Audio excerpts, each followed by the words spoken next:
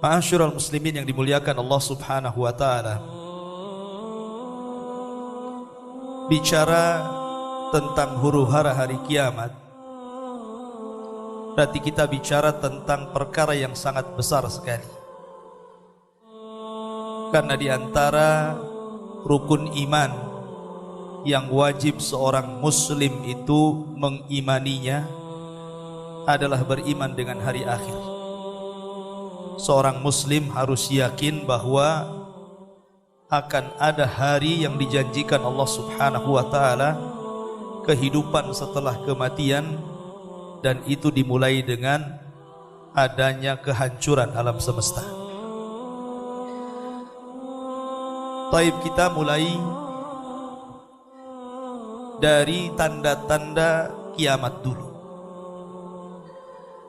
Sebenarnya ibu bapak yang dimuliakan Allah Subhanahu wa taala, tanda-tanda kiamat itu sudah hampir banyak bermunculan, terutama tanda-tanda kiamat kecil. Akan tetapi tanda-tanda kiamat besar tentu tidak ada yang tahu kecuali Allah Subhanahu wa taala. Tetapi adanya hari kiamat itu pasti dan pasti akan ada. Memang Nabi SAW tidak menyebutkan kapan tanggalnya, kapan bulannya, dan kapan tahunnya. Nabi hanya menyebutkan harinya saja, hari Jumat. Karena di hari Jumat itu hari di mana Nabi Adam diciptakan, di mana Nabi Adam dimasukkan ke dalam sorga, di mana Nabi Adam diturunkan ke bumi, dan hari itu pula kiamat dibangkitkan di waktu duha. Tapi tanggalnya kapan, bulannya kapan, tahunnya kapan, Allahu a'lam. Kenapa Allah Subhanahu wa taala merahasiakan? Kenapa tidak dijelaskan saja bahwa tanggal sekian, bulan sekian, hari sekian, tahun sekian kiamat? Kenapa pula dirahasiakan? Rahasia adanya kiamat itu sebuah hikmah agar kita persiapan. Dan Allah Subhanahu wa taala berfirman, "Wa tazawwadu fa inna khaira zadit taqwa." Berbekalah kalian, persiapkanlah oleh kalian, dan sebaik-baik persiapan adalah takwa, melaksanakan perintah dan menjauhi larangan. Di zaman Nabi SAW ada Arab Badui. Arab Badui itu Arab yang tidak memiliki akhlak. Jadi kalau di zaman sekarang ada orang gak punya akhlak, itu namanya Badui. Jadi kalau orang Bandung gak punya akhlak, Badui. Jadi orang Badui ini datang kepada Nabi SAW bertanya tentang kapan kiamat. Kata Arab Badui ini, "Ya Rasulullah, mata sa'ah?" Rasul, kira-kira kapan kiamat itu? Nabi SAW tidak mau jawab sampai 3 kali. Setelah kemudian Nabi marah dan mengatakan, "Wa ma'adatta laha?"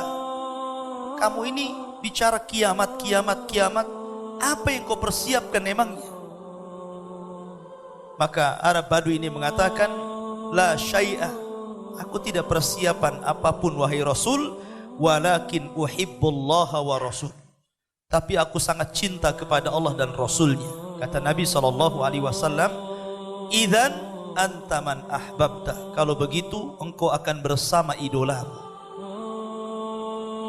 Dari sini kata para ulama, lihat seluruh para nabi sejak zaman Nuh alaihi salatu wassalam sampai nabi terakhir Muhammad sallallahu alaihi wasallam, semua para nabi dan rasul itu disibukkan oleh kaumnya dengan pertanyaan kapan kiamat. Sejak zaman dulu tuh, kaumnya Nabi Nuh bertanya kepada Nuh, "Nuh, kapan kiamat?" Kaumnya Nabi Ibrahim bertanya kepada Ibrahim, "Ya Ibrahim, kapan kiamat?" Kaumnya Saleh bertanya kepada Nabi Saleh, "Kapan kiamat?" Kaumnya Nabi Musa juga disibukkan Musa dengan pertanyaan kapan kiamat. Seluruh para nabi disibukkan dengan pertanyaan kapan kiamat. Termasuk Rasul kita juga. Rasul, kapan kiamat? Tetapi Dalam hadis yang lain, Nabi SAW pernah ditanya oleh malaikat Jibril kapan kiamat. Nabi SAW hanya menjawab, mal mas'ulu anha bi'a'lama minas sa'il. Orang yang ditanya tidak lebih paham dari orang yang bertanya. Maknanya engkau wahai Jibril, seluruh makhluk ini tidak ada yang tahu kecuali Allah kapan kiamat. Oleh karena itulah maka kalau ada yang meramal bahwa sebentar lagi akan kiamat, kayak dulu ada yang meramal tanggal 12 bulan 12 2012 gitu kan, akan terjadi kiamat. Sekarang sudah 2019 nggak kiamat-kiamat ya. Ada juga yang meramalkan kehancurannya, bahwa umat Islam ini setelah usianya 1500 tahun akan kiamat. Ini sudah 1440 tahun, jadi sisanya sedikit ini ya. Tidak ada yang tahu kiamat itu kecuali Allah Azza wa Jalla. Nah, karena tidak ada yang tahu persiapan. Tetapi pembahasan malam ini hanya untuk pengetahuan saja. Saya akan lebih khusus fokus kepada tanda-tanda kiamat besar. Kalau tanda-tanda kiamat kecil mungkin setiap hari kita bisa lihat. Seperti Nabi SAW bersabda, antalidal amatu rabbataha, di mana anak menjadi tuan bagi keluarganya, bagi bapaknya, bagi ibunya. Maknanya durhaka anak-anak di zaman sekarang ini ya. Sudah banyak anak-anak durhaka di zaman sekarang. Kemudian juga kata Nabi SAW, ketika yatatawaluna fil bunyan, orang desa sudah sibuk bangun bangunan, bahkan ada yang lebih tinggi bangunannya dibandingkan orang kota. Kemudian juga perempuan-perempuan yang semakin banyak membuka aurat, itu semua tanda-tanda kiamat. Kemudian pemerintahan yang zalim, kemudian munculnya orang-orang fasik, itu semua tanda-tanda kiamat. Saya kira tidak akan saya sebutkan karena terlampau lama. Kita akan mulai dari tanda-tanda kiamat besar saja untuk sekedar pengetahuan saja. Tanda-tanda kiamat besar itu dimulai mukaddimahnya dari kemunculan Imam Mahdi. Nabi SAW mengatakan nanti di akhir zaman akan terjadi 3 perang. Perang dari arah Yaman, perang dari arah Irak, dan perang dari arah Syam. 3-tiganya sudah terjadi. Lihat Irak sekarang, hari-hari perang. Lihat Syam, ya, Suriah, hari-hari perang. Bahkan Aleppo itu kota yang dulunya sangat indah, melahirkan para ulama, melahirkan kitab-kitab dunia, sekarang rata jadi tanah. Dan perangnya tidak bisa berhenti sampai sekarang. Kemudian di Yaman, hari-hari ulama dibunuh, dan itu tidak akan dihentikan sampai kiamat dibangkitkan. Perang ini tidak bisa dihentikan, karena Nabi SAW yang bersabda seperti itu, akan terjadi 3 perang di 3 negara ini. Lah ketika kemudian perang-perang ini sudah mulai banyak di mana-mana, korban saling berjatuhan, sebagaimana Rasul mengatakan, tidak tegak hari kiamat hatta kathratul haraj, sampai banyak pembunuhan. Pembunuhan ini mungkin gejalanya karena perang, mungkin karena kejahatan, mungkin karena frustasi, mungkin karena adanya bencana alam. Coba bayangkan seperti tsunami Aceh saja ya. Itu baru 1 lautan ditumpahkan Allah, 200.000 orang mati. Baru 1 lautan Aceh itu ya. Gimana kalau seluruh lautan di Indonesia ditumpahkan ke daratan? Berapa juta jiwa harus melayang di situ? Itu baru tsunami itu. Belum lagi yang kecelakaan, belum lagi yang stres ekonomi akhirnya minum racun tikus. Orang sekarang ini kematian itu mudah. Lihat di jalan-jalan, kalau nggak nabrak ditabrak. Zaman dulu nggak ada orang mati di jalan karena ditabrak, karena nggak mungkin unta nabrak unta. Itu di zaman Nabi. Ya. Kalau di zaman sekarang ya mungkin lah mobil, nabrak motor ya, sehingga hari-hari kecelakaan. Dan itu tanda-tanda kiamat. Banyaknya kematian. Lah ketika kemudian banyaknya kematian di mana-mana, termasuk yang paling besar adalah kematian para ulama. Kata Nabi SAW, mautul alim musibatun la tujbar. Kematian orang alim itu musibah yang tidak tergantikan. Kalau hari ini presiden mati, besok sudah ada penggantinya. Tapi kalau ulama mati, susah penggantinya. Ketika Imam Syafi'i mati, nggak ada Imam Syafi'i lagi sampai hari ini. Ketika Imam Ahmad mati, tidak ada Imam Ahmad penerusnya sampai hari ini. Ketika imam-imam madhab meninggal, sampai hari ini tidak ada yang bisa menggantikan posisi mereka. Tapi kalau orang kaya mati, besok ada yang lebih kaya lagi. Kalau pemimpin mati, baru sehari sudah diangkat pemimpin penggantinya. Dari sini musibah yang paling besar itu kematian para ulama. Dan ketika kematian para ulama ini sudah menjalur di mana-mana, di berbagai macam negara, maka ketika kunci ilmu itu hilang, maka akan menyebar kejahilan. Menyebar kejahilan sampai akhirnya yudrasul Islam kama yudrasu wasyuth thawbi, kata Rasul. Di akhir zaman, Islam itu sedikit demi sedikit akan dihapus dari permukaan bumi. Dan lihat hari ini, terkadang orang ditanya tentang hukum-hukum sholat tidak tahu, ditanya tentang hukum-hukum wudu tidak tahu, ditanya tentang hukum-hukum puasa tidak tahu, ditanya tentang makna syahadat tidak tahu. Dan itu semakin menyebar kejahilan itu. Ketika kejahilan merata, maka hukum Allah akan diangkat juga. Dan ketika hukum Allah diangkat, yang berlaku hukum jahil, hukum manusia. Ketika itulah Nabi mengatakan, apabila orang-orang jahil diangkat menjadi pemimpin, dia sesat dan orang yang mengikutinya ikut sesat. Lah ketika itu manusia rindu, ingin memiliki pemimpin keadilan yang bisa membawa mereka kepada keselamatan. Mereka menanti-nanti kapan Imam Mahdi muncul. Kapan Imam Mahdi muncul? Rupanya di Indonesia ada Imam Mahdi orang Medan. Ya, tapi nggak usah dipercaya itu. Saya dengar di Medan ada orang ngaku Imam Mahdi. Bukan di Medan juga, di Jawa ada. Bahkan perempuannya namanya Lia Aiden, bukan Lia Edan ya, Aiden. Itu ngaku Imam Mahdi juga, padahal Imam Mahdi laki-laki, kenapa jadi perempuan? Tetapi muqaddimah tanda-tanda kiamat ini, ketika munculnya seseorang yang kata Rasul namanya sama dengan namaku dan nama bapaknya sama dengan nama bapakku, Muhammad bin Abdillah, bukan Lia Eden. Lah, Muhammad bin Abdillah ini muncul ketika terjadi kerusuhan di Syam. Dan Syam sekarang sedang rusuh.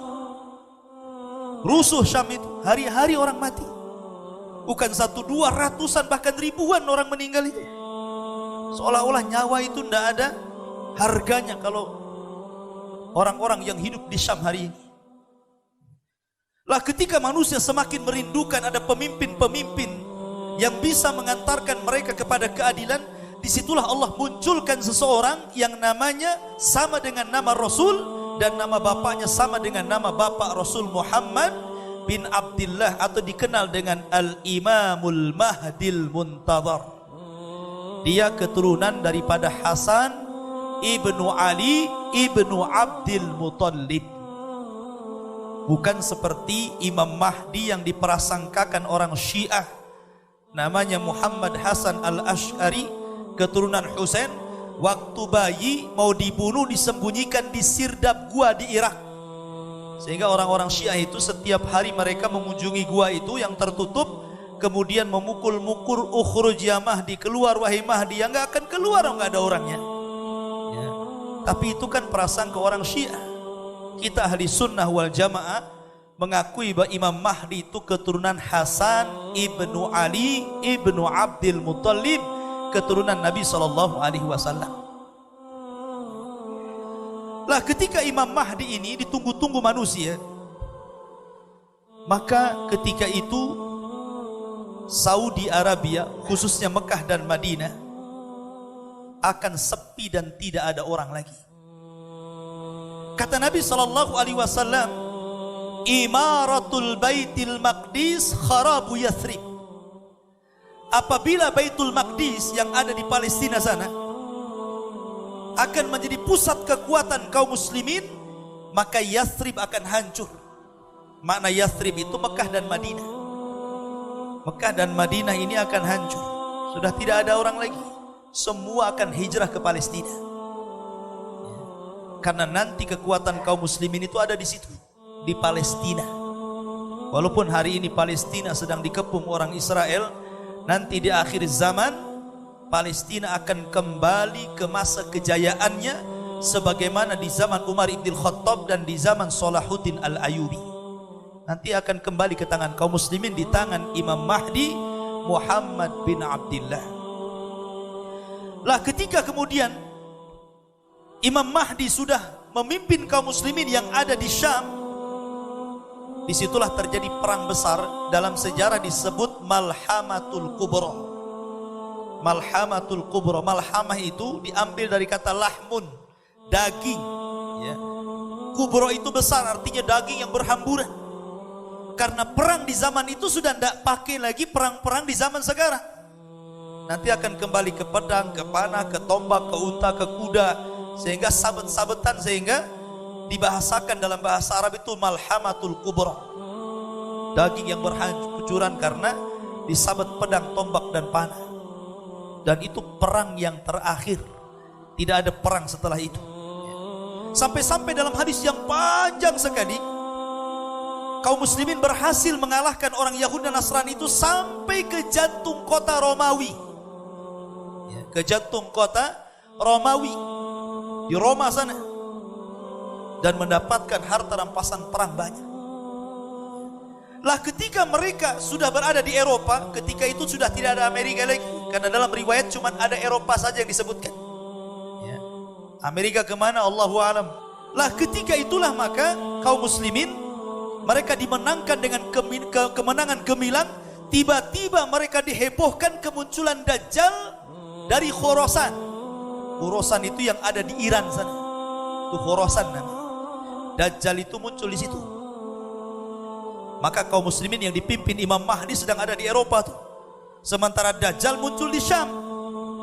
Makanya kemudian Imam Mahdi mengutus, kata Rasul, 10 penunggang kuda. Kata Nabi SAW, aku kenal sifat-sifat kudanya, aku kenal para penunggangnya, dan mereka sebaik-baik penunggang kuda pada hari itu.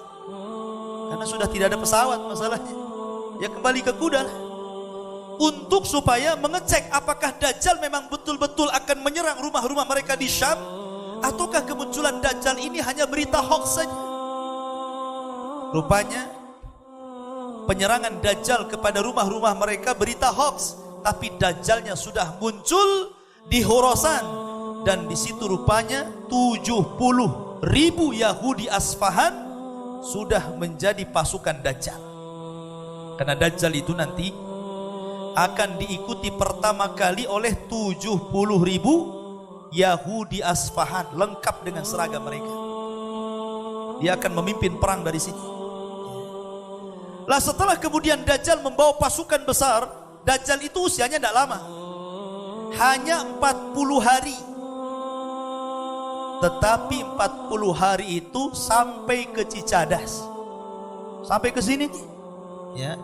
Karena Nabi yang mengatakan tidak ada sejengkal bumi illa saya tahu Dajjal. Tidak ada jengkalan bumi kecuali akan diinjak Dajjal. Kalau sudah diinjak Dajjal berarti tempat ini pun diinjak, kecuali 2 kota saja. Maksudnya Madinah dan Mekah itu tidak mungkin dimasuki Dajjal dan dijaga malaikat. Kalau Cicadas ya habis dimakan Dajjal nanti. Lah ketika Dajjal ini kemudian diberikan waktu 40 hari, 1 hari bagaikan 1 tahun. Lama 1 harinya. Itu pertama kali muncul Dajjal itu 1 harinya sama dengan 1 tahun lamanya. Baru 2 harinya, hari kedua sama dengan 1 bulan lamanya. Baru hari ketiga sama dengan 1 pekan. baru hari keempat, dan sampai 40 hari baru normal harinya. Sampai-sampai sahabat bertanya Rasul, yang 1 hari bagaikan 1 tahun itu macam mana sholatnya tuh? Macam mana puasanya itu? Jangankan puasa 1 tahun, puasa 3 hari gak makan mati. Maka Rasul mengatakan, perhatikan waktu-waktu sholatmu sesuai dengan apa yang kau lakukan setiap hari. Maknanya kalau dari zuhur ke asar 3 jam ya sudah asar. Dari asar ke maghrib mungkin 3 jam ya sudah maghrib. Dari maghrib ke isya 2 jam ya sudah isya. Seperti itu ya. Dan ini kata ulama fikih menjadi sebuah hukum bagi orang-orang yang hidup di kutub. Orang yang hidup di kutub kan ada yang siangnya lama banget ya, ada yang malamnya sampai berhari-hari, ada yang siangnya sampai 1 minggu. Itu kalau yang puasa siangnya 1 minggu nggak mati orang kutub tuh ya. Makanya orang-orang kutub itu kalau Ramadan mereka ngikut negara yang normal. Nelpon, sudah sahur belum? Sudah. Makan walaupun siang ya kan. Nanti nelpon lagi, sudah buka belum? Sudah, walaupun siang buka, gitu maksudnya ya, mengikuti waktu normal negara-negara normal. Lah 1 hari itu Dajjal itu keliling tuh, keliling ke bangsa-bangsa Arab. Dan ingat, kebanyakan pengikut Dajjal itu maaf ibu-ibu. Ibu-ibu tuh yang banyak pengikut Dajjal itu. Karena kemunculan Dajjal itu 3 tahun sebelumnya terjadi paceklik hebat. Tahun pertama Allah Subhanahu wa ta'ala tahan 1/3 langit untuk tidak hujan. Tahun kedua Allah tahan 2/3 langit untuk tidak hujan. Tahun ketiga Allah tahan seluruh dunia tidak ada hujan. Sehingga tumbuh-tumbuhan mati, hewan-hewan mati, manusia pun stres cari beras gak ada. Sampai-sampai ketika itu Rasul ditanya, apa makanan yang mereka makan wahai Rasul? Kata Nabi SAW, orang-orang yang beriman hanya memperbanyak tahlil, tahmid dan takbir. Begitulah mereka berzikir kepada Allah. Jadi makanannya zikir saja, mereka nggak ada makanan lagi ya. Lah ketika Dajjal muncul, itulah Dajjal membuat fitnah. Karena kotanya sudah banyak yang hancur. Kalau Dajjal lewat ke sebuah kota, kemudian warga kota itu mau beriman kepada Dajjal, maka kota itu akan menjadi baik. Tumbuh-tumbuhannya akan ditumbuhkan, kemudian hewan-hewannya akan dihidupkan, kemudian kotanya juga akan diperbaiki. Wanita-wanitanya akan dikasih emas, perak, tas, macam-macam. Apa yang mau dimaukan perempuan dikasih ya kan? Kenapa dari situ banyak perempuan yang pengikut Dajjal? Karena Dajjal itu membawa kemewahan. Dajjal itu tidak membunuh. Dajjal itu membawa fitnah agama. Dia itu hanya membunuh orang yang gak ikut dia saja. Kalau orang ikut dia, bukan tidak dibunuh, bahkan disenangkan, dibahagiakan, dikasih kekayaan. Apa maunya kita dikasih? Sampai-sampai suatu ketika Dajjal itu berbicara sampai bumi, ukhruji kunuzaki, keluarkan pembendaharaanmu wahai bumi, dan tampakkan di hadapan manusia. Maka akan keluar emas, perak, jamrud, macam-macamnya. Makanya dari situ kebanyakan yang ikut Dajjal itu ibu-ibu. Kenapa? Karena ada 2 perkara.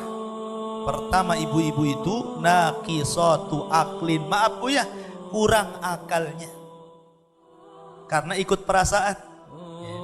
Yang kedua, naqisatu dinin, kurang agamanya karena waktu haid tidak sholat, waktu haid tidak puasa. Kalau laki-laki kan gak ada haid. Kalau laki-laki haid LGBT namanya ya kan? Jadi laki-laki dia tidak kurang agama, laki-laki sempurna akalnya. Kalau ada masalah, laki-laki biasanya ikut akal. Kalau perempuan ada masalah ikut perasaan. Makanya hukum talak itu ada pada laki-laki, bukan pada perempuan. Kalau hukum talak ada perempuan, hari-hari orang yang talak berjubel di pengadilan agama itu ramai. Tapi karena talak dipegang laki-laki, agak sedikit di PA. Kenapa? Karena ikut akal, mikir kalau laki-laki. Kalau perempuan ada SMS, nyasar saja langsung, udah kita cerai saja, katanya kan begitu. Makanya perempuan itu udah ikut Dajjal. Sampai-sampai dalam hadis, saking takutnya bapak-bapak istrinya ikut Dajjal, anak perempuannya ikut Dajjal sampai dirantai kayak orang gila. Artinya para pengikut Dajjal itu banyak perempuan. Yang kedua, orang-orang jahil, orang-orang bodoh, orang-orang yang tidak punya akidah, orang-orang yang tidak punya ilmu, orang-orang yang tidak cukup bekal agamanya, maka mereka akan mudah ikut Dajjal. Karena Dajjal itu membawa neraka dan sorga. Sorganya neraka dan nerakanya adalah sorga. Dan dia akan keliling selama 40 hari. Ketika Dajjal berusaha untuk masuk kota Mekah, nggak bisa. Karena malaikat mengelilingi kota Mekah. Kemudian ketika mau masuk ke kota Madinah juga nggak bisa. Dajjal hanya bisa melihat dari kejauhan saja kota Madinah itu. Tiba-tiba Dajjal melihat cahaya putih sehingga mengatakan, hadza qasru Ahmad. Ini adalah istananya Ahmad. Maksudnya Masjid Nabawi. Subhanallah. Dajjal mengatakan, ini istana putih. Dan menjadi sebuah kenyataan hari ini. Coba kalau ibu bapak umroh atau haji disempatkan ke Madinah, lihat Masjid Nabawi itu dari arah ketinggian, itu warnanya putih. Shadaqah Rasulullah. Sungguh benar apa kata Nabi. Ucapan Dajjal mengatakan, hadza qasru Ahmad. Ini adalah istana putih. Masjid Nabawi itu kalau dari kejauhan itu warnanya putih. Padahal bukan putih warnanya. Kalau dari dekat itu warnanya hijau kan. Tapi kalau dari jauh, dari ketinggian, warnanya putih itu. Jadi Nabi SAW itu tidak mungkin berdusta setiap sabdanya. Dan itu menjadi kenyataan apa yang dikatakan Dajjal itu. Makanya ketika kemudian Dajjal tidak bisa, Rasulullah SAW yang sedang bersabda memakai tongkat itu dipukul-pukulkan ke bumi. Hadihi tayyibah, hadihi tayyibah. Ini tempat yang baik, ini tempat yang baik. Dajjal tidak bisa masuk di situ. Makanya akhirnya karena Dajjal marah tidak bisa masuk kota Madinah, maka dia membuat gempa. Akhirnya orang-orang munafik yang ada di kota Madinah pada keluar. Hanya orang-orang yang kuat imannya saja yang tinggal di situ. Orang-orang munafik itu akhirnya belakangan ikut Dajjal. Lah karena Dajjal ini banyak pengikutnya dari bangsa Turuk. Turuk itu bangsa Asia kayak kita ini. Pokoknya Dajjal itu hampir satu dunia ikut dia itu, kecuali orang-orang yang Allah rahmati. Sehingga Imam Mahdi tidak sanggup melawan Dajjal. Terpaksa mereka sembunyi. Sembunyi di mana? Di Bukit Tur. Makanya kenapa dalam Al-Quran itu nama Tur selalu disebut. Wat-Tur wa kitabim mastur. Wat-tini wa zaituni wa turisinin. Selalu disebut dan dijadikan sumpah oleh Allah Tur itu. Karena Tur itu tempat bersejarah. Disitulah Nabi Musa alaihi salatu wassalam mendapatkan mandat Taurat untuk memimpin Bani Israel di Bukit Tur. Di situ pula Imam Mahdi bersembunyi di Bukit Tur itu. Sampai-sampai karena lamanya bersembunyi, kehabisan bekal, sampai-sampai Rasul mengatakan kepala kerbau jauh lebih mulia, lebih berharga dibandingkan ribuan dinar. Karena yang mereka butuhkan makanan bukan uang. Lah akhirnya karena sudah kehabisan makanan, mereka kalau tetap tinggal di situ mati kelaparan. Akhirnya Imam Mahdi kemudian memutuskan, kita kalau tetap di sini kita mati konyol. Bagaimana kalau seandainya kita besok turun dari bukit ini, perang dengan Dajjal, kalah menang, yang penting kita syahid. Lah ketika itulah kompak sepakat kaum muslimin untuk perang habis-habisan.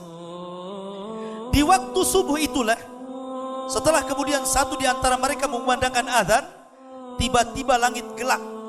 Setelah gelap, tiba-tiba muncul cahaya yang sangat terang sekali. Ketika mereka menoleh ke langit, rupanya ada dua malaikat yang sedang mengapit Isa bin Maryam. Isa turun dari langit. Karena Dajjal tidak bisa dibunuh kecuali oleh seorang nabi. Kata Nabi SAW, kalau Dajjal hidup di zamanku, aku yang akan membunuhnya. Tetapi kalau aku mati dan Dajjal muncul, maka setiap jiwa pasti mati. Ikut Dajjal atau mati. Ya, karena tidak ada yang bisa melawan Dajjal kecuali seorang nabi. Dan yang ditugaskan adalah Nabi Isa. Tapi dia turun bukan sebagai nabi, tapi orang biasa yang dimandatkan dan ditugaskan untuk membunuh Dajjal, membunuh babi, mematahkan salib, dan berhukum dengan hukum keadilan. Sebagaimana Al-Quran sudah mengatakan, bahwa Isa itu tidak dibunuh, Isa tidak disalib, bahkan Isa itu diangkat ke langit dan di akhir zaman akan turun. Itulah bahasa Quran. Ya. Lah Isa inilah akhirnya bergabung dengan tentara Imam Mahdi. Dia yang memimpin perang. Akhirnya ketika kemudian qomat mulai dikumandangkan, kata Imam Mahdi, ya Ruhullah, wahai ruh Allah, taqaddam, silahkan jadi imam. Tapi Isa tidak mau. Akhirnya Isa mengatakan setiap kaum itu ada amirnya, silahkan anda saja yang maju. Maka Imam Mahdi jadi imam dan Isa pun ikut syariat Rasul. Masyarul muslimin yang dimuliakan Allah Azza wa Jalla. Lah akhirnya Nabi Isa bin Maryam ini solat di belakang Imam Mahdi. Setelah solat selesai, baru kata Isa ketika dikumpulkan para prajurit, kata Nabi SAW, Isa akan mengusap seluruh wajah tentara itu. Demi Allah, kata Rasul SAW, mereka adalah manusia terbaik waktu itu. Bahagialah orang-orang yang diusap oleh Isa bin Maryam, karena ketika Isa mengusap wajah mereka itu, Isa menyebutkan tingkatan mereka di sorga. Bukan mereka masuk sorga, ya. Menyebutkan tingkatan di sorga. Kalau sudah menyebutkan tingkatan di sorga, ya pasti masuk sorga. Maka Isa bin Maryam ketika itu memberikan 3 pilihan. Ini di bawah Dajjal dan pasukan tuh. Kata Isa bin Maryam, kalian tidak usah turun. Saya memberikan 3 pilihan kepada kalian. Pertama, saya akan berdoa kepada Allah agar Allah mengirim bencana alam. Biar bencana itulah yang meluluh lantakkan Dajjal dan para pasukannya.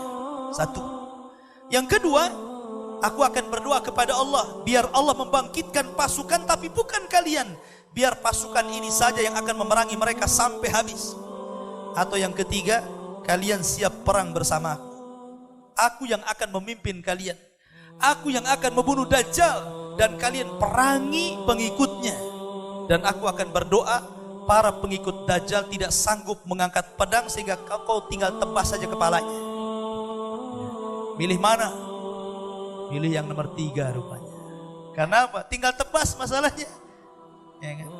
Akhirnya milih yang nomor 3, siap perang dipimpin Nabi Isa. Maka turunlah setelah sholat subuh, akhirnya melawan Dajjal. Ketika Dajjal itu melihat Isa, dia tahu dia akan dibunuh Isa, lari dia. Ya.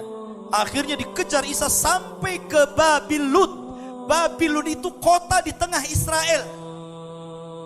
Di Israel itu ada kota namanya Babil Lut. Disitulah Dajjal itu akan dibunuh. Karena orang-orang Yahudi menganggap bahwa Dajjal itu penyelamat mereka. Jadi kalau Islam menunggu-nunggu Imam Mahdi Muhammad bin Abdullah, kalau orang Yahudi itu menunggu Metius ataupun Dajjal istilah kita, penyelamat mereka. Ya. Nah dari situ Dajjal kemudian dibunuh di Babil Lut oleh Isa bin Maryam.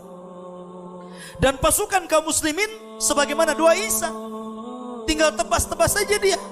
Ya. Akhirnya pasukannya tahu Dajjal mati, mereka tunggang langgang, sembunyi di batu-batu bisa bicara. Hei muslim, nih orang kafir di balik saya, bunuh saja dia katanya. Sembunyi di pohon, begitu juga ngomong. Sembunyi di lubang, tidak ada satupun makhluk Allah kecuali bicara. Hei muslim, kafir di sini bunuh saja. Kecuali satu pohon namanya Gharqad, gak mau ngomong dia. Makanya orang Israel hari ini banyak-banyak nanam pohon borkot. Ya, hadisnya bocor sampai mereka. Tetapi sayang kebakaran, nanam lagi. Ya, dan kemarin kebakaran tuh, habis pohon borkotnya, ditanam lagi, mudah-mudahan kebakaran lagi. Ya. Karena hanya pohon itu yang tidak akan bicara dan melindungi orang-orang kafir. Lah setelah Dajjal mati, kemudian kaum muslimin pun berhasil mengalahkan orang-orang kafir. Maka yang selamat dari orang-orang kafir Yahudi dan Nasrani, mereka diberikan 2 pilihan oleh Isa. Masuk Islam atau mati. Kalau di zaman Nabi SAW 3 pilihan. Masuk Islam, kalau tidak bayar upeti, kalau tidak mati. Ya. Tapi di akhir zaman gak ada upeti-upetian. Cuma 2 aja pilihannya, mati atau masuk Islam. Ya. Akhirnya sebagian besar orang-orang kafir itu masuk Islam. Inilah isyarat firman Allah Azza wa Jal, wa im min ahlil kitabi illa la yu'minanna bihi qabla mautihi. Sesungguhnya kelak sebagian ahli kitab akan beriman kepada Allah lewat Isa sebelum kematiannya.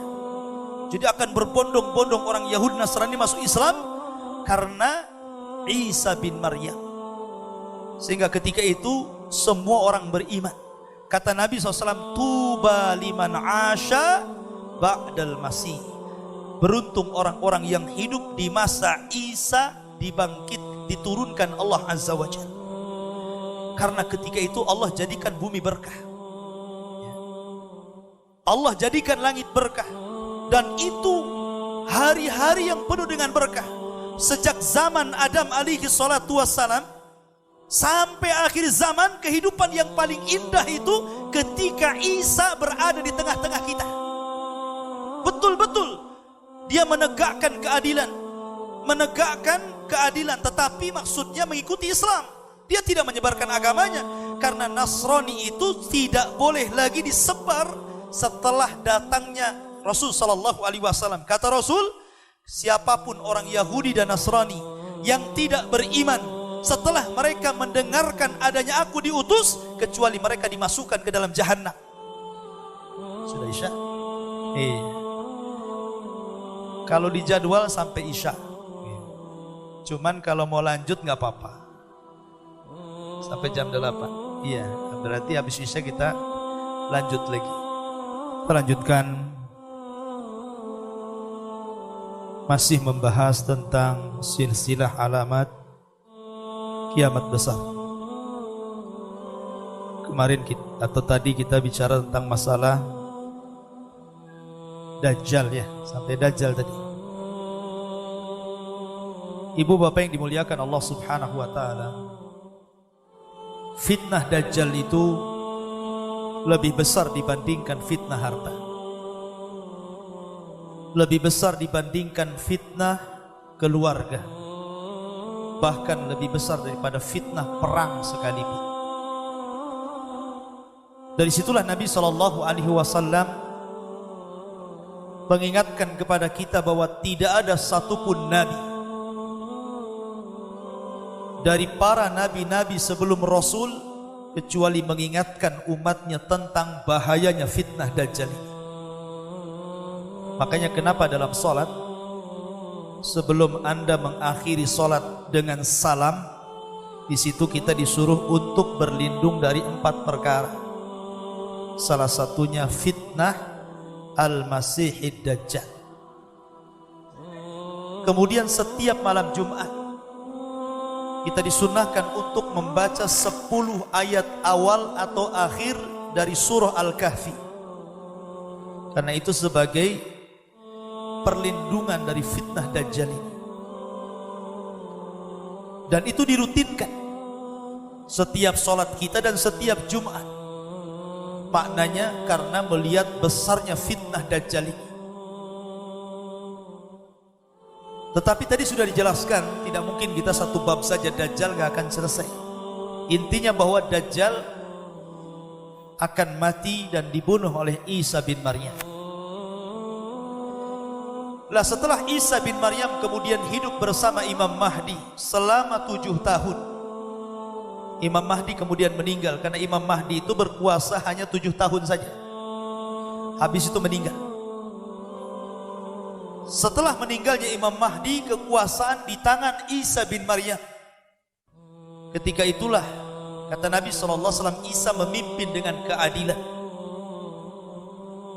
Banyak orang-orang kafir masuk ke dalam Islam. Tapi hanya selang beberapa tahun, tiba-tiba Allah kejutkan, di mana sebuah benteng besar yang pernah dibangun oleh Dzulqarnain, benteng itu tiba-tiba hancur. Dan di balik benteng itu ada satu makhluk yang sangat kejam, namanya Ya'juj dan Ma'juj. Itu Isa belum mati. baru selesai menghadapi Dajjal dan pasukannya, baru kaum muslimin mendapatkan ketenangan hidup, keberkahan langit dan bumi. Tiba-tiba benteng itu hancur. Siapa yang menghancurkan? Allah yang mengizinkan. Karena selama ratusan ribu tahun benteng itu tidak mampu dihancurkan, baik oleh luar ataupun oleh dalam. Ada yang mengatakan Ya'juj Ma'juj itu orang Cina katanya. Bentengnya ya tembok Cina itu katanya. Tembok Cina sudah hancur sebagiannya. Ini benteng gak bisa dihancurkan. Dan dalam surah Al-Kahfi, benteng itu terbuat dari besi yang dilumuri oleh tembaga. Kalau tembok Cina bukan dari besi, dari bata yang ditumpuk-tumpuk, dirudal pun hancur. Artinya bahwa itu sebagian orang yang mengatakan Ya'juj Ma'juj itu Cina katanya. Tapi saya katakan tidak benar. Ada yang mengatakan Ya'juj Ma'juj itu pernah keluar. Mereka adalah bangsa Mongolia, bangsa Tatar, yang pernah menghancurkan Baghdad, membunuh kaum muslimin mulai dari anak-anak sampai orang dewasa. Laki-laki perempuan habis dibantai dalam perang Tatar. Ini pun tidak benar. Karena keluarnya Ya'juj dan Ma'juj itu di akhir zaman, artinya belum keluar. Dan keluarnya di masa Isa bin Maryam, dikeluarkan. Fitnah Ya'juj Ma'juj beda dengan fitnah Dajjal. Kalau fitnahnya Dajjal itu fitnah agama. Dajjal itu minta disembah. Dajjal itu mengaku Tuhan dan diberikan keanehan sehingga orang percaya itu Tuhan. Bayangkan saja, Dajjal masuk ke sebuah perkampungan. Kemudian kata Dajjal, maukah kalian kuhidupkan bapak ibu kalian? Dan kalau kehidupkan ibu bapak kalian, maukah kalian menyembah saya? Akhirnya betul Dajjal datang ke kuburan, kemudian mengatakan, keluarlah kalian. Semua orang yang di kuburan keluar tuh, baik. Tetapi tentu itu sihir. Akhirnya orang-orang yang di kuburan keluar semuanya dan mengatakan kepada keluarganya, ikutilah dia karena dia adalah Tuhan. Dari situlah banyak orang yang menyembah Dajjal. Tapi fitnahnya Ya'juj Ma'juj tidak. Dia tidak membawa fitnah seperti Dajjal. Dia hanya membawa fitnah kerusakan. Ketika keluar dari benteng itu yang dibuat Dzulqarnain yang disyaratkan dalam surah Al-Kahfi, maka mereka seperti min kulli hadabin yansilun, seperti air bah yang turun dari ketinggian, saking banyaknya. Bahkan Rasul mengatakan jumlah mereka 999 dari mereka banding 1 dari kita. Jadi kalau Anda melawan Ya'juj dan Ma'juj, berarti 1 orang melawan 999 Ya'juj Ma'juj. Kira-kira menang atau kalah? 1 lawan 10 aja babak belur. Mau 1 pula lawan 999 gitu ya. Ya mati. Makanya kata Rasul, kaum ini nggak bisa dibunuh, nggak bisa diperangi, saking banyaknya. Akhirnya Isa pun bersembunyi lagi. Karena Ya'juj Ma'juj ini ngeri. Dia kanibal. Dia membunuh kemudian memakan bangkainya itu. Tetapi Ya'juj Ma'juj itu bukan hewan. Ya'juj Ma'juj itu bukan makhluk selain manusia. Tidak, mereka manusia. Cuman manusia yang primitif, yang terkurung di sebuah gua. Dan Allah berikan usia yang panjang kepada mereka. Dan Allah berikan keturunan yang banyak kepada mereka. Sampai-sampai satu Ya'juj itu tidak mati sampai punya 1000 keturunan, baru mati ya. Kalau sudah 1000 keturunan baru dia mati itu. Makanya jumlahnya banyak. Menurut pendapat Abdullah bin Abbas radhiyallahu anhu, sehingga ketika benteng itu keluar, kloter pertama keluar, kemudian melintasi sebuah danau namanya Tiberias. Tiba-tiba mereka mendapatkan air diminum habis sampai kering. Kloter kedua bingung, lah ini tadi masih banyak airnya kok nggak ada, saking banyak yang minum. Dan danau itu sekarang penuh airnya. Tapi sebentar lagi danau itu akan hilang. Lah Yajuj Majuj ini kalau dikeluarkan, kerjanya ngerusak saja dia, membunuh. Ya. Sehingga di luar kabilahnya, di luar Yajuj Majuj kayak kita ini, semua dibantai, semua dibunuh. Yang selamat itu hanya yang bersembunyi bersama Isa bin Maryam. Di mana kembali bersembunyi di Bukit Tur.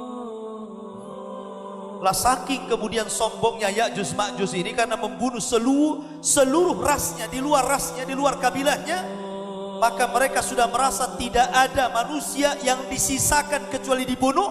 Sombong mereka kepada Allah. Mereka mengatakan qatalna man fil ardi sanaqtulu man fis sama. Kami sudah membunuh orang yang di bumi, sekarang giliran di langit katanya. Saya bunuh kalian yang di langit. Akhirnya mereka mengarahkan panah tombak mereka kemudian dilesatkan ke langit. Dan Allah takdirkan panah itu disedot ke langit. Padahal berapalah tingginya orang lempar itu. Coba Anda melempar panah ke langit, paling jatuh lagi ke bumi. Tetapi Allah hendak membuat makar. Wa makaru makran, wa makarna makran, wallahu khairul makirin. Mereka hendak membuat makar. Allah punya makar sendiri, dan Allah sebaik-baik makar. Maka oleh Allah disedot panah itu sampai ke langit, sampai melintasi awak. Tidak ada satupun panah dan tombak kecuali melesat ke langit. Ketika mereka semua naik ke langit, pandangan mereka menunggu panah-panah mereka jatuh, tiba-tiba Allah Subhanahu wa taala meletakkan di setiap ujung panah itu darah. Kemudian dibalikkan lagi ke bumi. Seolah-olah Allah hendak menipu Yajuj Majuj, dan seolah-olah bidikan mereka telah kena kepada makhluk yang ada di langit. Padahal gak ada satupun yang kena. Tapi Allah hendak membuat makar. Makin sombong lagi. Di bumi sudah dibantai, di langit sudah dibantai, mau di mana lagi nih katanya. Enggak sombong ya Yajuj Majuj ya. Dari situlah maka Allah Subhanahu wa taala mengadab mereka. Nabi Isa tidak bisa memerangi, hanya bisa sembunyi. Maka tiba-tiba kemudian ketika mereka sedang tidur, diutus kepada mereka Naghab. Naghab itu ulat yang masuk di tengkuknya. Kayak listrik, satu kota Bandung kalau ingin matikan listrik gampang, ambil cabut di gardunya saja kan, mati tuh semua satu kota Bandung tuh. Mana di pusat PLN-nya itu, cabut saja mati semua. Kata Rasul, satu mati semua mati. Jadi kematian Yajuj Majuj itu bukan satu-satu, bukan ini mati enggak, satu mati semua mati. Kayak nyambut di gardu listrik, semua listrik mati gitu kan. Dan itu kehendak Allah. Allah itu kalau hendak menghancurkan sebuah kaum, tidak perlu mengutus binatang gede-gede, cukup ulat saja. Lihat Ashabul Fil, Abrahatul Asram ketika menyerang Ka'bah, dihancurkan pakai apa? Ababil. Tahu ababil? Burung laut yang warna hitam itu. Kemudian ketika Allah membunuh Namrud, Namrud mati pakai apa? Nyamuk. Nyamuknya masuk ke hidungnya, kemudian menggigit-gigit otaknya, gak tahan, digedor-gedorkan ke tembok, mati akhirnya. Namrud tuh. Namrud itu orang yang ngaku Tuhan. Raja dunia mati oleh seekor nyamuk. Kemudian kisah yang ada di Yaman yang disebutkan dalam Al-Quran, kisah pemilik dua kebun. Karena mereka sombong, tidak bersyukur kepada Allah, kampung itu akhirnya Allah utus tikus segede kucing untuk menggerogoti bendungan. Akhirnya runtuh bendungannya, banjir, satu kota Yaman habis kena banjir. Akhirnya mereka pun hijrah ke Madinah, ke Yathrib, sehingga keturunannya dari kabilah Khazraj dan Aus belakangan menjadi orang-orang Ansor, pembela Nabi. Ya. Itu Nabi. Allah kalau hendak menghancurkan kaum tinggal utus tikus, utus ulat, utus burung, utus nyamuk. Tak perlu buaya, tak perlu gajah, yang kecil-kecil saja kalau Allah mau itu. Kan ini menunjukkan innallaha ala kulli syai'in qadir. Yang kecil saja bisa menghancurkan, apalagi yang besar. Allah itu atas segala sesuatu mampu. Lah akhirnya karena bangkainya di mana-mana Yajuj Majuj ini, siapa yang bisa membersihkan? Jumlahnya banyak. Ya. Akhirnya Isa hanya berdoa kepada Allah, diutuslah burung sebesar unta. Burung itulah yang kemudian mengambil satu-satu jasadnya dan dilempar ke lautan sampai bersih. Yang untung adalah binatang-binatang pemakan daging, buaya, harimau, pokoknya binatang makan daging untung. Banyak makanan ya. Ya'juj Ma'juj geletak sana geletak sini ya. Akhirnya gak bersih juga. Akhirnya Isa berdoa lagi supaya diturunkan hujan deras. Akhirnya hujan itulah yang menyapu sisa-sisa Ya'juj Ma'juj ke lautan dan bumi menjadi hijau ranum kembali. Maka ketika itulah maka Isa diberkahi lagi kehidupannya. Sampai akhirnya Isa pun diwafatkan Allah Subhanahu wa ta'ala. Ketika Isa wafat itulah manusia tidak ada yang memimpin lagi. Imam Mahdi yang memimpin sebelumnya sudah mati. Penggantinya Isa bin Maryam juga sudah meninggal. Maka kaum muslimin kehilangan pemimpin. Maka ketika tidak ada yang membimbing mereka, lambat laun mereka mulai kufur lagi. Sebagian mereka mulai kufur lagi. Lah ketika kemudian sebagian mereka mulai kufur lagi dan sebagian tetap beriman kepada Allah Azza wa Jalla, Allah ingatkan mereka lagi dengan cara apa? Allah kirimkan dukhan. Yang Allah mengatakan dalam Al-Quran suratul Dukhan, fartakib yauma ta'tis sama bidukhanim mubin. Akan dimunculkan dukhan. Dukhan itu asap tebal yang ada di langit kemudian menyerbu manusia. Disitulah Allah Subhanahu wa ta'ala tampakkan mana mukmin, mana munafik. Kalau asap itu dihirup orang yang beriman, paling tinggi hanya pilek saja ya. Mungkin pilek saja gitu kan, tidak sampai memadaratkan orang yang beriman. Tapi kalau asap itu disedot orang munafik, maka akan membuat kelemahan keluar dari telinga, keluar dari mulut, keluar dari hidung ya. Dan mereka akan merasakan kesusah payahan yang luar biasa, rasa pening yang luar biasa. Dan ketika itu dibedakan mana mukmin, mana kafir. Jadi kalau hanya pilek saja memang mukmin. Oh kalau sampai keluar dari kupingnya asapnya gitu kan, nah, munafik kamu. Jadi ketika itu tampak tuh mana mukmin, mana munafik kan. Subhanallah tampakkan. Akhirnya kemudian mereka pun berdoa kepada Allah agar asap itu diangkat. Akhirnya diangkat, tapi subhanallah tetap saja di antara mereka tidak mau bertobat kepada Allah Azza wa Jalla. Ketika itulah akhirnya ketika sudah diangkat, mereka sudah terlena. Suatu ketika mereka tertidur pulas di malam hari. Kemudian di waktu subuh orang-orang yang beriman biasa mereka bangun subuh kemudian ke masjid. Tapi orang-orang munafik yang kemudian sedikit demi sedikit meninggalkan Islam, mereka tetap tidur. Ketika sudah waktunya matahari terbit, ditengoknya kok nggak muncul-muncul. Ditunggu sampai jam 9 tidak muncul juga. Ditunggu sampai duhur tidak muncul juga. Ditunggu sampai asar tidak muncul juga. Ketika matahari harusnya tenggelam, tiba-tiba terbit dari arah barat. Itulah yang dikatakan Nabi SAW, apabila matahari terbit dari arah barat, la tanfa'u imanu, la yanfa'u imanukum, tidak akan bermanfaat iman kalian. Jadi ketika matahari terbit di sore hari, harusnya terbenam, ini terbit malah, dan itu hanya satu hari saja ya. Maka ketika itu semua ustaz terhenti berdakwah. Orang-orang kafir jadi beriman, orang-orang munafik jadi mukmin, orang-orang dusta jadi jujur. Tapi percuma keimanannya. Kalaupun ada seorang dai yang berceramah sampai kemudian dakwahnya berhasil menobatkan orang, percuma tobatnya. Kenapa? Matahari sudah terbit dari arah barat. Ketika itu sudah tertutup pintu tobat. Yang mukmin alhamdulillah dengan keimanannya, yang munafik celaka dengan kemunafikan. Baru selang 2 hari, dalam riwayat ada yang mengatakan 1 hari, dari matahari terbit dari arah barat, tiba-tiba muncul binatang dari perut bumi. Binatang itu disebut dabatun minal ard. Binatang yang besar ketika keluar dari perut bumi, kepalanya baru nempel di awan, kakinya belum keluar dari bumi.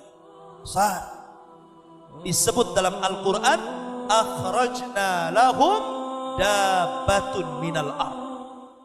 Akan dikeluarkan binatang melata dari perut bumi, tukallimuhum, dan bicara dengan manusia. Binatang ini tidak akan membunuh, binatang ini tidak akan merusak. Binatang ini hanya diberikan tugas oleh Allah menstempel orang.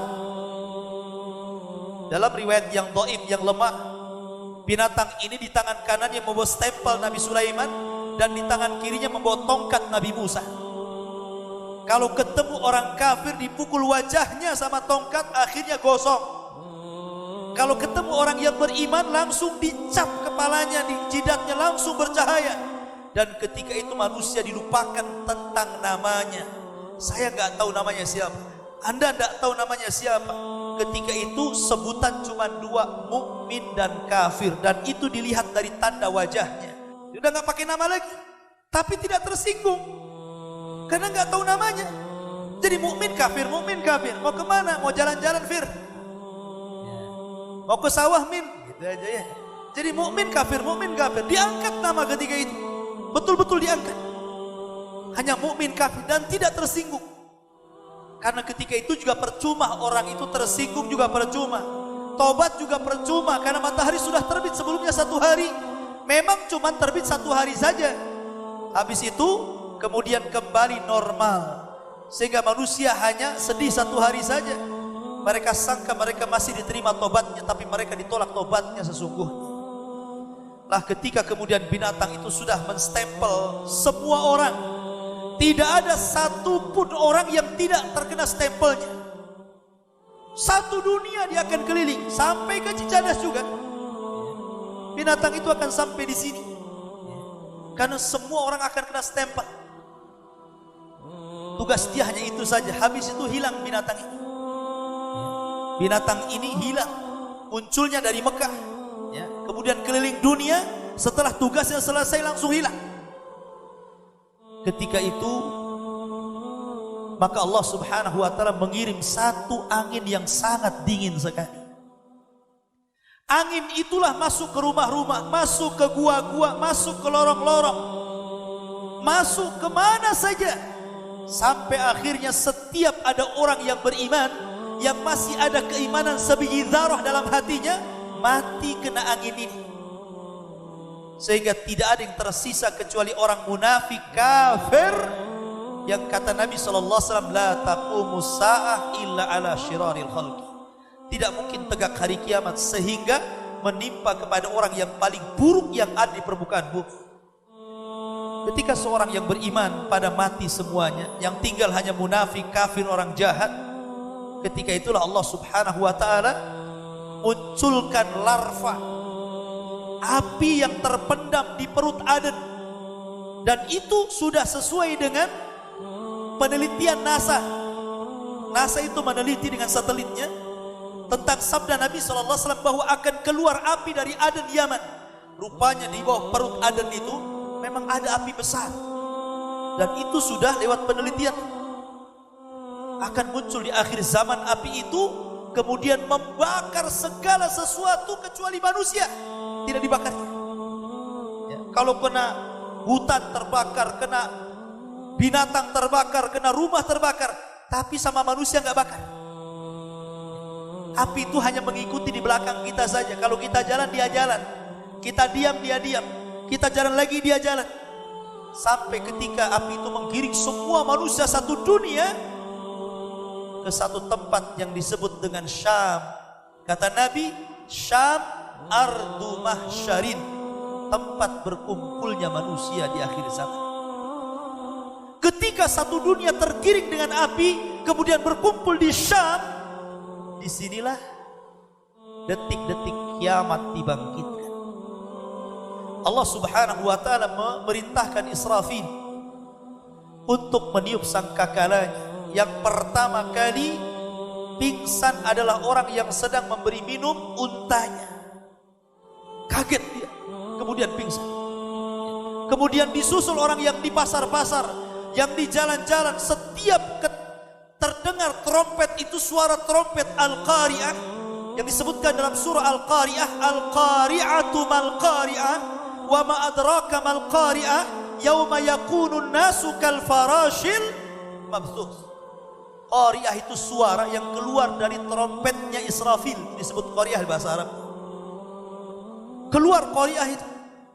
Setiap yang mendengar Qari'ah, suara yang keluar dari trompet Israfil, mereka akan pingsan kemudian mati. Dan itu adalah trompet kejutan, membuat orang pingsan kemudian mati. Ketika itulah maka tidak ada yang hidup. Manusia mati, jin mati, binatang mati, malaikat mati. Tidak ada satupun yang hidup kecuali Allah Subhanahu wa ta'ala. Wa yabqa wajhu rabbika dzil jalali wal ikram. Tidak ada yang tersisa kecuali Allah Subhanahu wa ta'ala. Ketika itulah Allah mengatakan, Anal Malik, saya raja kalian. Aina mulukud dunia, mana raja-raja dunia? Anal Malik, ainal mutakabbirun, saya raja kalian. Mana orang-orang yang congkak ketika menjadi pemimpin-pemimpin dunia? Ketika itulah Allah Subhanahu wa ta'ala berteriak-teriak, saya raja. Maliki yaumiddin. Ini makna daripada Maliki yaumiddin, raja pada hari kebangkitan. Tidak ada yang menjawab karena tidak ada orang hidup. Malaikat mati, jin mati, manusia mati, binatang mati. Yang hidup hanya Allah Subhanahu wa ta'ala.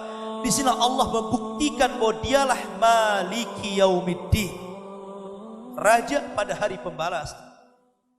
Maka kata hadis Abu Hurairah radhiyallahu an, ketika dari tiupan sangkakala pertama ke tiupan sangkakala kedua jaraknya 40. Tidak disebutkan apakah 40 tahun, apakah 40 bulan, apakah 40 minggu, apakah 40 hari. Yang jelas 40. Bisa 40 hari, bisa 40 bulan, bisa 40 tahun. Disitulah Allah hancurkan dunia. Kal farashil mabsud, gunung-gunung yang berterbangan seperti kapas yang ditiup angin, kemudian lautan yang ditumpahkan ke daratan, kemudian bintang yang dijatuh-jatuhkan ke dunia, kemudian langit yang dilipat-lipatkan, kemudian bumi yang dihancur-hancurkan, sehingga bumi yang tadinya bulat menjadi rata. Disitulah Allah katakan, yauma tubaddalul ardu ghairal ardi, pada hari di mana Allah mengganti bumi yang kita pijak dengan bumi yang lain. Bukan bumi ini dihilangkan ganti bumi lagi, tidak, maksudnya tetap bumi ini yang tadinya bulat menjadi rata. Tentu akan lebih padang lagi, akan lebih luas lagi kalau diratakan bumi ini kan. Ya, itulah yang disebut dengan padang mahsyar. Disitulah Allah Subhanahu wa ta'ala berfirman, idza zulzilatil ardu zilzalaha, apabila bumi digempa-gempakan sampai rata. Wa akhrajatil ardu athqalaha, kemudian beban-beban berat bumi itu dikeluarkan. Maksudnya mayat-mayat yang sejak zaman Adam mati sampai yang terakhir mati itu dikeluarkan. Coba berapa jumlahnya itu ya?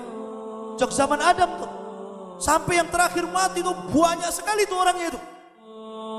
Itu dikeluarkan. Wa akhrajatil ardu athqalaha, dari kuburan-kuburan mereka dikeluarkan.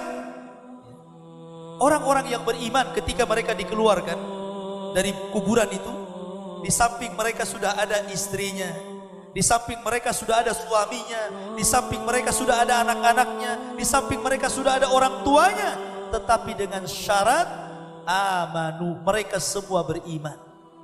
Allah katakan, alladzina amanu wattaba'athum dzurriyyatuhum biimanin alhaqna bihim dzurriyyatuhum. Orang-orang yang beriman, kemudian keimanan diikuti oleh keluarganya, oleh anak-anaknya, oleh orang tuanya, maka kami akan kumpulkan di padang mahsyar jadi satu. Jadi ketika mereka keluar dari kuburan, sudah di sampingnya istrinya, suaminya, anaknya, orang tuanya, keluarga besarnya yang beriman akan dikumpulkan jadi satu. Minimalnya ketika dalam kondisi menakutkan, kalau kumpul itu kan minimalnya menenangkan. Orang Jawa bilang susah senang yang penting ngumpul katanya. Kalau udah kumpul itu kan minimal tenang. Tetapi kalau ada satu keluarga tidak beriman, maka mereka akan terpisahkan dari keluarga ini. Jadi orang-orang kafir itu ketika mereka keluar dari perut bumi, itu dijelaskan dalam surah Yasin, ya wailana man ba'atsana mim marqadina. Celaka aku, siapa yang membangkitkan aku? Allah yang membangkitkan kalian. Ketika mereka kemudian muncul dari perut bumi dan dihidupkan kembali, dan Allah Maha mampu menghidupkan kembali, maka mereka kebingungan mencari keluarganya. Akhirnya lari ke selatan, ke utara, ke timur. Disitulah Allah ibarahkan dengan laron yang berterbangan, tidak karuan. Maka orang-orang yang beriman melihat orang kafir seliwar-seliwar ke sana kemari mencari keluarganya, mereka hanya mengatakan sebagaimana digambarkan dalam Al-Quran, hadza ma wa'adar rahman wa sadaqal mursalun. Inilah janji Allah, telah benar ucapan para rasul. Makanya ketika di dunia dengar, itu maksudnya. Mereka kemudian lari sana lari sini mencari keluarga. Ya ketemu. Yauma yafirrul mar'u min akhi wa ummihi wa abi wa sahibatihi wa bani. Ketika saudara lari dari saudaranya, anak dari keluarganya, anak dari ibunya, semua enggak karu-karuan mencari keluarganya.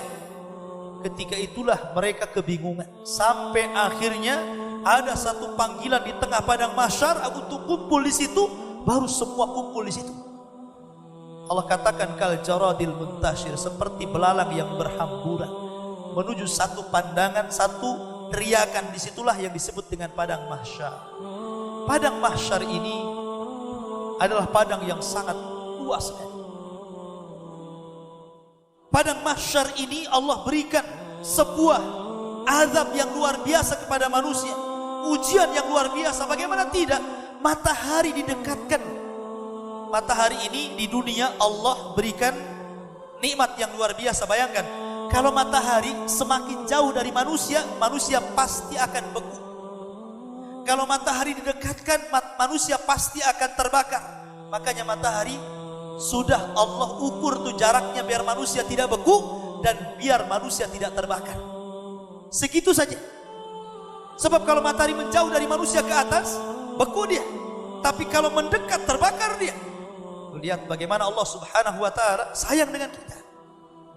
Tapi matahari di dunia ini kalau keluar dari garis edarnya, terbakar kita. Tetapi di akhirat matahari itu tidak akan membakar kita. Ya. Matahari walaupun 1 mil itu tidak akan membakar kita. Tetapi matahari itu akan membuat panas bagi kita. Kita seolah-olah tidak pernah mati. Jadi merasakan itu kayaknya panas sekali, itu tidak mati-mati gitu kan. Tersiksa tuh, bayangkan. Dan itu 50.000 tahun. Kecuali 7 golongan yang Allah katakan sab'atun yudhilluhumullahu fi dhillihi yauma la dhilla illa dhilluh. Ada 7 kelompok yang mendapatkan naungan di saat tidak ada naungan kecuali naungan Allah. Salah satunya anak-anak muda yang tumbuh di atas ibadah, imam yang adil, orang yang ketika berzinah tidak jadi dan mengatakan saya takut kepada Allah, orang yang bersedekah tangan kanannya, tangan kirinya ke belakang. Ini bukan kinaya, ini bukan hakikatnya.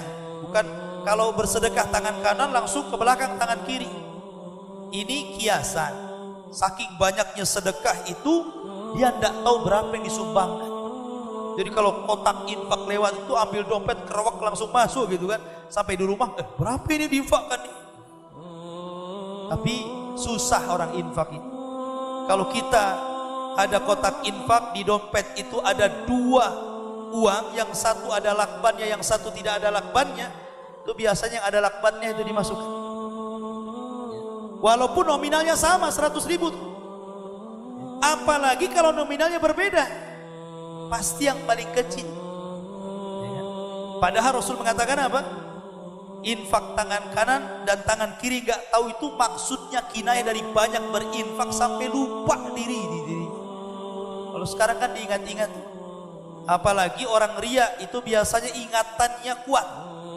Orang ria itu ingatannya kuat. walaupun 20 tahun dia nyumbang, itu masih ingat orang dia itu biasanya. Ini dulu saya yang sumbang nih 100 juta, saya masih ingat. Sakit hati saya karena apa? Banyak-banyak sumbang, pujiannya cuma 3 kalimat. Tahu gitu 10 juta saja saya katanya. Ya.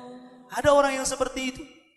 Nah itu kelompok-kelompok tadi itu, yang 7 kelompok itu yang mendapatkan naungan. Tapi selainnya tidak ada naungan. Mereka kehausan. Bayangkan kata Rasulullah, yuhsyarun nas yaumal qiyamah khufatan uratan ghurlan.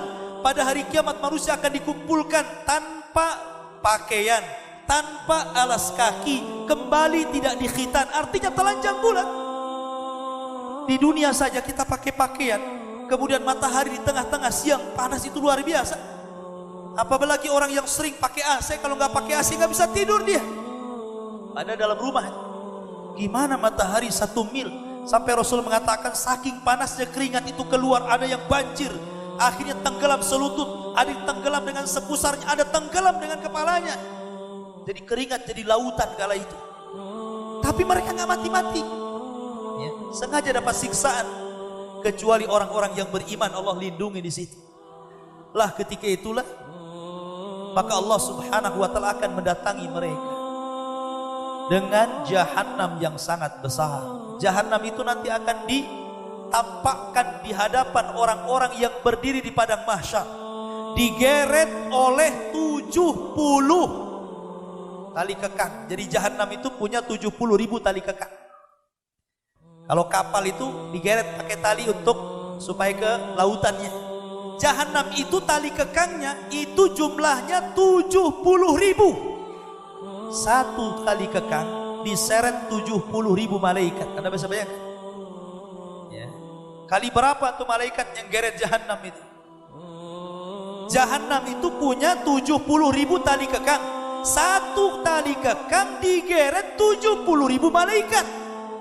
Sekali jahanam itu. Makanya ketika orang masukkan ke dalam jahanam, Allah berfirman kepada jahanam, hal mim mazid, masih kurang wahai jahanam. Kata jahanam, hal mim mazid, masih ada tambahan, masukkan aja ya Rabb katanya. Akhirnya karena enggak penuh-penuh jahanam, Allah masukkan kakinya baru penuh. Bayang. Dan itu akan dihadapkan di hadapan manusia di padang mahsyar. Allah akan datang, waja'a rabbuka wal malaku saffan saffa. Allah akan datang dan malaikat berbaris menghadap Allah Subhanahu wa taala. Ketika itu orang yang beriman melihat Allah sebagai nikmatan tambahan. Tapi orang kafir tidak melihat Allah sama sekali. Walaupun ada pendapat yang mengatakan melihat Allah, tapi melihat ketakutan seperti seorang yang sedang menjadi pesakitan di depan hakim yang siap memukulkan sebuah palu di pengadilan, saking ketakutan. Tapi pendapat yang kuat, orang kafir tidak akan pernah melihat Allah.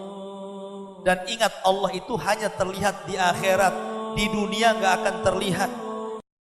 Manfaatnya subhanallah bihamdika asyhadu an la ilaha illa anta astaghfiruka wa atubu ilaik. Allahu ta'ala a'lam. Assalamualaikum warahmatullahi wabarakatuh.